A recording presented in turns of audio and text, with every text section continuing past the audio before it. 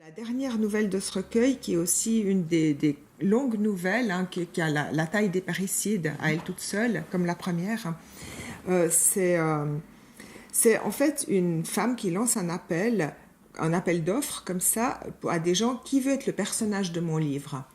Et il y a quelques personnages qui se présentent. Il y en a un qui s'appelle Franco, qui est très arrogant, qui est très sûr de lui, un peu prétentieux. Il l'agace beaucoup, très vite, mais en même temps, il a quelque chose d'intéressant d'un point de vue romanesque, et elle comprend qu'il y aurait du potentiel. Alors, elle décide de l'engager, et puis elle dit, bah, écoutez, on va dire au candidat suivant que c'est pas la peine, qu'il peut rentrer chez lui. Et là, Franco lui dit, ah, mais moi j'ai déjà dit de rentrer à ce candidat, vous inquiétez pas, donc tellement le gars hyper arrogant, sûr de lui et tout. Et ensuite, donc ce personnage, elle va le mettre en scène dans une histoire, mais régulièrement, elle va de nouveau aller vers lui, puis ils vont débriefer ce qui se passe.